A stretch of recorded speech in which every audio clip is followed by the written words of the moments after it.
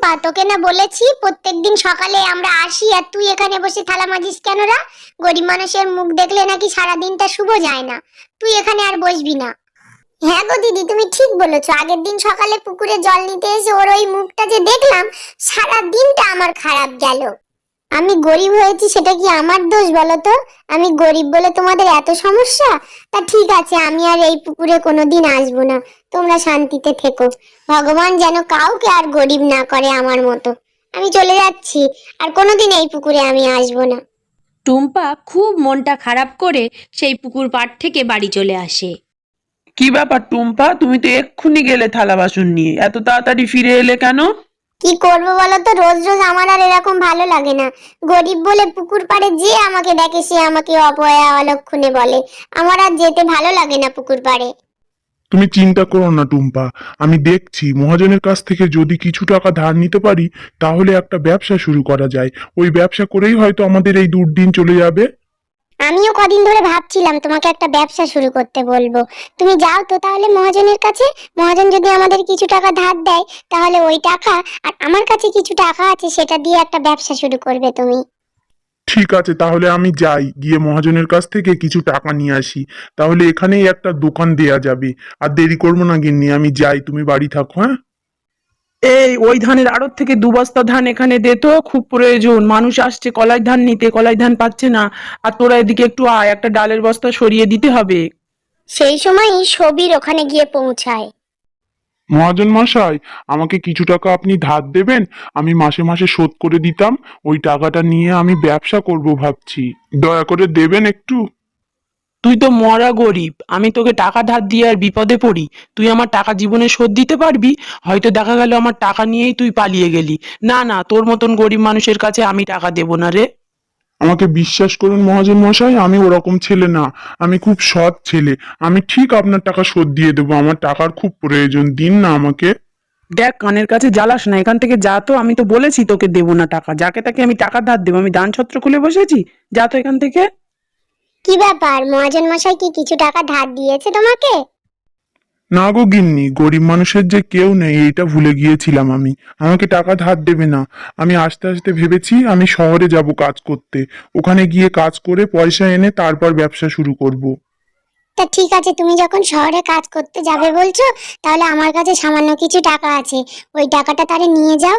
1 মাস পরে ওখানে তো মাইনে দেবে। 1 মাস তো তুমি চালাতে পারবে। আর আমাকে সময় সময় তুমি কিন্তু চিঠি লিখো, কেমন? এই বলে সবির কাজে বেরিয়ে পড়ল। দুর্গা দুর্গা ঠাকুর একটু দেখো। সবির গ্রাম থেকে কলকাতার বাসে ওঠে এবং কলকাতায় গিয়ে পৌঁছে যায়। রাত্রে থাকার জন্য আগে কিছু বাড়ি জিজ্ঞেস করি, যদি ওরা থাকতে দেয়। ও দাদা, আজকে রাত্রে তোমার বাড়িতে আমাকে একটু থাকতে দেবে? না না, আমরা এখানে অচেনা কাউকে থাকতে দেই না, তুমি অন্য বাড়িতে যাও। দেখি এই সবুজ রঙের বাড়িটার গিয়ে জিজ্ঞেস করে দেখি। ও ভাই, তোমার বাড়িতে আজ রাতটুকুর জন্য আমাকে একটু থাকতে দেবে? কাল সকালে উঠেই চলে যাব। দেখুন দাদা, এমনিতেও আপনাকে থাকতে দিতে কোনো অসুবিধে নেই, কিন্তু আমাদের বাড়িতে অনেক লোক থাকি আমরা একসঙ্গে, আমাদের নিজেদেরই তাই থাকার জায়গা হয় না। আপনি অন্য বাড়িতে দেখুন প্লিজ। যাই, ওই মাসিমাটা গিয়ে ঝাড় দিচ্ছে, ওনাকে গিয়ে একটু বলে দেখি তো। ও মাসিমা, আপনার বাড়িতে একটু আমাকে আজ রাতের জন্য থাকতে দেবেন? আমি সেই গ্রাম থেকে আসছি। আমার থাকার কোনো এখানে জায়গা নেই, আমি কিছু চিনিও না। আপনার বাড়িতে আজ রাত্রের জন্য একটু থাকার জায়গা দিন না, কাল সকালে উঠে চলে যাব। তোমার গ্রামে বাড়ি? আমারও বাপের বাড়ি গ্রামে ছিল। তা তুমি এত করে বলছো যখন, আর গ্রামের লোক, তাহলে ঠিক আছে, ঘরে চলো। তুমি আজকে রাতের জন্য এখানে থেকো কনি। শোনো হে খোকা, এই ঘরটায় আমরা কেউ থাকি না। আজ থেকে তুমি এই ঘরটাই থেকো। কাল সকালে আর যাওয়ার দরকার নেই তোমায়। আপনাকে যে কি বলে ধন্যবাদ দেব মাসিমা, তা সে কথা কি বলবো। এই দুর্মূল্যের বাজারে আপনি আমাকে থাকতে দিয়েছেন। আপনার এই দিন আমি কোনোদিন ভুলবো না। আমি এবার একটা কাজের সন্ধানে যাব কাল সকালে। দেখি যদি কোনো কাজের জোগাড় করতে পারি কি। এই পাশেই একটা কারখানা আছে, ওখানে অনেক শ্রমিক কাজ করে। তুমি ওখানে গিয়ে দেখতে পারো, তোমাকে ওরা হয়তো কাজে নিয়ে নেবে। কাকিমার কথা মতো সবির পাশে একটা কোম্পানিতে কাজ নেয়। সেখানে সে ঝাড়ু দেয়, তারপর মাথায় করে বস্তা বয়ে নিয়ে যায়। আবার পাশেরই এক জায়গায় সে বড় একটা ট্রাক্টর গাড়ি নিয়ে সব মালপত্র গিয়ে অন্য জায়গায় দিয়ে আসে। সন্ধ্যা হলে সবির ওই কাকিমার বাড়ি ফিরে আসে। আবার সকাল হলে সে ওই কারখানায় কাজে চলে যায়। সবই তুমি কাজ করছো এই 1 মাস হয়ে গেছে, আমি তোমার ওপর খুব খুশি হয়েছি। এই নাও 1 মাসের বেতনটা তুমি নাও। আর এবার থেকে তোমার আর ওইসব কাজ করতে হবে না, তুমি এবার থেকে কাজ দেখাশুনো করবে। ঠিক আছে বাবু, আপনি নিশ্চিন্তে থাকবেন, আমি খুব ভালো করেই কাজ দেখাশুনো করবো। এখন তাহলে আমি ঘরের দিকে যাই। ও মাসিমা, আমাদের ওই কারখানার মালিক আজকে আমাকে 1 মাসের বেতন দিয়েছে। আমি কি করব এখন? গ্রামেও তো যেতে পারবো না, আমার এবার কাজ দেখাশোনার কাজ দিয়েছে। গ্রামে গেলে ও কাজও তো থাকবে না। আর এতগুলো পয়সা আমি কোথায় নিরাপদে রাখবো বলো তো মাসিমা? আমি যে খুব একটা চিন্তায় পড়েছি। আমাদের এখানে একটা লোক আছে, পৌরসভার চেয়ারম্যান। সে গরিব মানুষদের টাকা পয়সা তার কাছে সংরক্ষিত করে রাখে, আর কিছুদিন পর যখন তাদের প্রয়োজন হয় তারা গিয়ে সেখান থেকে পয়সাটা নিয়ে আসে। আমি বলি কি বাবা, তুমি ওই লোকটার কাছে যাও না, গিয়ে তোমার এই পয়সাটা গুছিয়ে রেখে দিয়ে এসো না তার কাছে। ও মাসি, আমি তাহলে ওই পৌরসভার চেয়ারম্যানের কাছে গিয়েই আমার এই টাকাগুলো সংরক্ষণ করে রেখে আসি। আবার যখন বাড়ি যাব তখন গিয়ে টাকাগুলো নিয়ে আসবো, সেটাই ভালো হবে, তাহলে টাকাগুলোও নিরাপদ থাকবে। এই বলে সবির সেই পৌরসভার চেয়ারম্যানের কাছে গেল টাকা দিয়ে আসতে। তুমি কে হে খোকা? তোমাকে তো ঠিক চিনতে পারলাম না, কি দরকার তোমার? ও কাকু, আমার বাড়ি কুসুমপুর গ্রামে। আমি এখানে এই কলকাতায় কারখানায় কাজ করি। মালিক আমার এ মাসের বেতন দিয়েছে, কিন্তু আমি এই বেতন তো বাড়ি রেখে আসতেও পারবো না, আর এখানে রাখলে চুরি হয়ে যাওয়ার ভয়। সবাই বলছিল আপনি নাকি খুব সৎ মানুষ, মানুষের টাকা জমা নেন। আমার টাকাটা একটু জমা নেবেন? আমি বাড়ি যাওয়ার সময় টাকাটা নিয়ে যাব এসে। শোনো খোকা, তোমার এই টাকা আমি নিয়ে নিলাম, এবার মনে করো এই টাকা ব্যাংকে আছে, কোনো চিন্তা করবে না। যখনই মনে হবে এসে তোমার এই টাকা নিয়ে যাবে। এখন সাবধানে বাড়ি চলে যাও। একদিন কাজ করতে করতে সাবিরের খুব টুম্পার কথা মনে পড়ছিল, তাই সে বাড়ি যাবে বলে তাড়াতাড়ি বাড়ি চলে আসে। হ্যাঁ রে সাবির, আজকে তো কাজে গিয়েই তাড়াতাড়ি চলে আসলি কেন রে? ও মাসি, আমার স্ত্রী টুম্পার জন্য খুব মন খারাপ হচ্ছে। বেশি টাকা ইনকাম করে দরকার নেই, যা আয় হয়েছে সেইটুকু নিয়েই বাড়ি ফিরে যেতে মন চাইছে। তা তোর যখন মন খারাপ করছে, তাহলে তুই যা পৌরসভার ওই চেয়ারম্যানের কাছ থেকে গিয়ে টাকাটা নিয়ে আয়, নিয়ে এসে আর বাড়ি যা। আবার কদিন পর মন ভালো হলে ফিরে আসিস। সবির বাড়ি যাওয়ার জন্য চেয়ারম্যানের কাছে টাকা নিতে আসে। আরে আরে, কে তুমি? হুট করে আমার বাড়ি ঢুকে আসছো, বলা নেই কওয়া নেই। কাকু, আমি সবির, আপনার কাছে টাকা রেখে দিয়ে গিয়েছিলাম, সেই টাকা নিতেই আমি এসছি। আপনি কি আমাকে ভুলে গেছেন? আমার টাকাটা আমাকে ফেরত দিন কাকু, আমি বাড়ি যাব এবার। মিথ্যা কথা আর খুঁজে পাও না, তাই না? তোমাকে তো আমি চিনি না, কোনোদিন দেখেছি বলে মনেই পড়ে না। কোথাও কিছু না, এসে বলছো টাকা দিয়েছো। কি প্রমাণ আছে তুমি আমার কাছে টাকা দিয়েছো? আমি তোমার টাকা তো নেইনি। যাও বাড়ি চলে যাও, না তো কিন্তু পুলিশে দেবো তোমায়। ও কাকু, আমি গরিব মানুষ, গ্রাম থেকে শহরে এসেছি দুটো পয়সা আয়ের জ্বালায়। আমার ওই পয়সাটা দিয়ে দিন, আমি বাড়ি গিয়ে ব্যবসা শুরু করব। আমাকে এরকম করে ঠকাবেন না আপনি। আচ্ছা, তুমি যে বলছো আমি তোমার টাকা নিয়েছি, তা তোমার কাছে কোনো প্রমাণ আছে? কোনো কাগজ বা আমার কোনো হাতের সই? কিছুই তো মনে হয় তোমার কাছে নেই। না তো, আমার কাছে কোনো কাগজ টাগজ তো আপনি দেননি।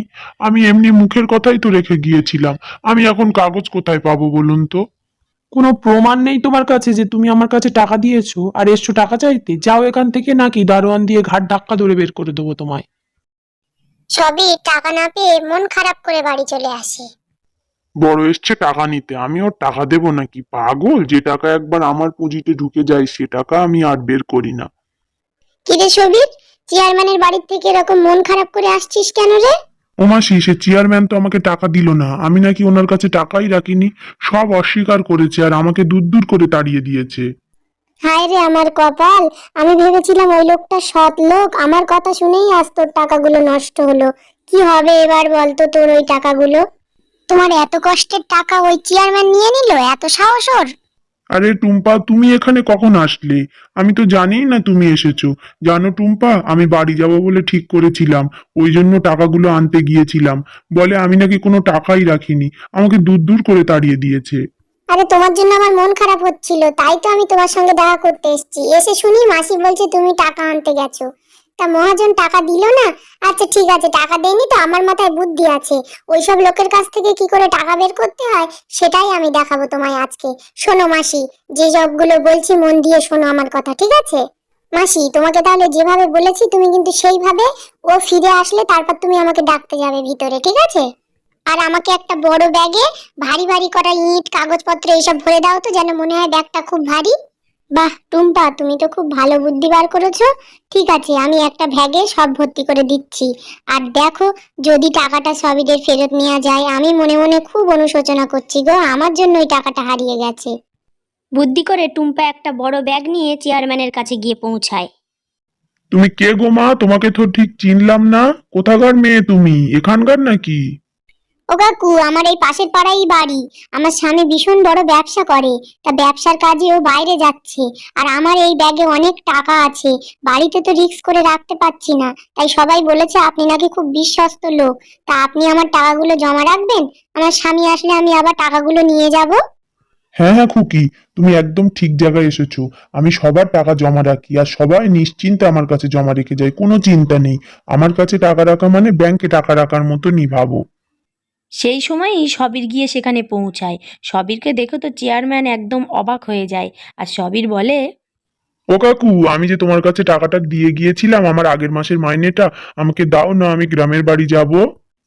হ্যাঁ হ্যাঁ খোকা, এই তো তোমার টাকা, আমি কাছে করে নিয়েই বসেছিলাম। টুম্পার হাতে ওই এক ব্যাগ টাকা দেখে লোভ সামলাতে না পেরে বাধ্য হয়ে সবিরের টাকা চেয়ারম্যান দিয়ে দেয়।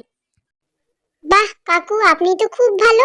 এসে টাকা চাইলো, সঙ্গে সঙ্গে ও টাকা দিয়ে দিলেন। একটু ওয়েটও তো করালেন না। না, আপনার কাছেই আমার টাকাগুলো আমি সংরক্ষণ করে রাখবো। আপনি সত্যি খুব ভালো। আমি তো তোমাকে বললাম গো মা, যে আমি খুব জেনুইন লোক। টাকা যার টাকা আমি তাকেই দিয়ে দেই। তোমার হাতে অত টাকার ব্যাগ তুমি আর রেখো না, আমাকে দাও, আমি আলমারিতে তুলে দিয়ে আসি। ওদের যখন কথাবার্তা চলছিল, ঠিক কথা মতন যে সবই টাকা নিয়ে বাইরে যাওয়ার পর মাসিমা চলে আসবে, তক্ষুনি মাসিমা চলে এলো। ও মেয়ে, তোমার স্বামী বাড়ি চলে এসেছে, তোমাকে ওই টাকার ব্যাগ নিয়ে যেতে বলেছে। খবরটা দিয়েই মাসিমা সেখান থেকে চলে যায়। ও কাকু, আমার স্বামী চলে এসেছে, আপনার কাছে তো তাহলে আর টাকা রাখার দরকার নেই। আমি বাড়ি যাই, আমার টাকা ওই গুছিয়ে রাখতে পারবে। আবার দরকার পড়লে আসবো, আসি কেমন? এই বলে সেখান থেকে চলে যায়। হায় রে আমার পোড়া কপাল, ভেবেছিলাম যে কতগুলো টাকা আমি আত্মসাৎ করব, তা হলো না। মাঝখান থেকে ওই গ্রামের ছেলের টাকাগুলো ফেরত দিয়ে দিতে হলো, দূর।